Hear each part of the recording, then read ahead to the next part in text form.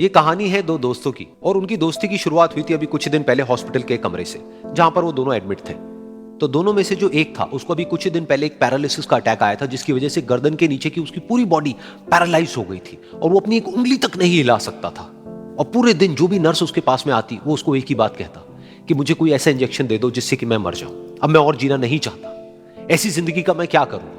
तो उसका जो दोस्त था उस कमरे में, क्योंकि वो चल फिर सकता था, तो रोज सुबह और रोज शाम को उस कमरे में खिड़की थी, उसके पास में जाकर के खड़ा हो जाता और अपने दोस्त को बताता कि उस खिड़की के बाहर क्या चल रहा है।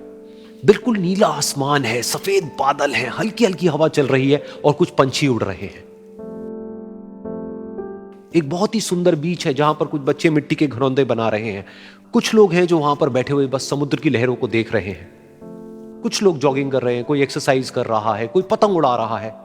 वहां पर एक आइसक्रीम की स्टॉल है जहां पर कुछ लोग आकर के आइसक्रीम खा रहे हैं। और सनसेट के टाइम पे जो पानी है वो पूरा गोल्डन हो जाता है और चमकने लगता है। तो शुरू में तो जब उसने वो सब बताना शुरू किया तो उसके दोस्त के ऊपर ज्यादा असर नहीं हुआ, लेकिन धीरे धीरे उसके अंदर जीने की चाह जागने लगी।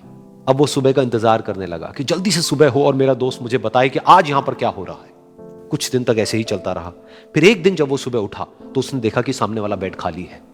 फिर उसने नर्स को बुलाया और उससे पूछा कि क्या वो डिस्चार्ज हो गया है। तो नर्स ने कहा कि आपको तो उन्होंने बताया होगा, उनके पास कुछ ही दिन बाकी थे और कल रात को ही उनकी डेथ हो गई है।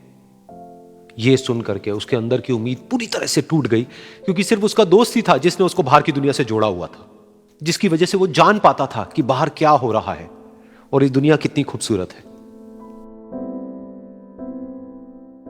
तो कुछ दिन तक तो वो रोता रहा और उसने जीने की चाह छोड़ दी। लेकिन दूसरी ही तरफ से उसके अंदर कहीं ना कहीं एक नई चाह पैदा हुई कि काश मरने से पहले एक बार मैं खुद अपनी आंखों से देखूं इस खिड़की के बाहर कि दुनिया कैसी है।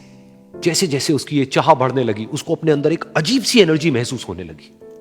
और फिर एक दिन उसने अपनी पूरी ताकत लगा दी और किसी तरीके से वो बेड से नीचे गिरा और पकड़ पकड़ करके किसी तरह से उस खिड़की तक पहुंचा।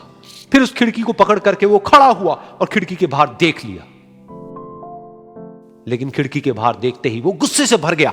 उसने जोर से नर्स को आवाज लगाई और जैसे ही नर्स आई उसने नर्स से पूछा, ये तुमने क्या किया, ये खिड़की के बाहर काली दीवार क्यों खड़ी कर दी। तो नर्स को समझ नहीं आया वो क्या बोल रहा है और वो बोली कि मुझे 5 साल हो गए हैं यहां पर, जब से मैं आई हूं तब से तो ये काली दीवार यहां पर है। तब जाकर के उसको समझ आया कि उसका वो दोस्त उससे झूठ बोल रहा था।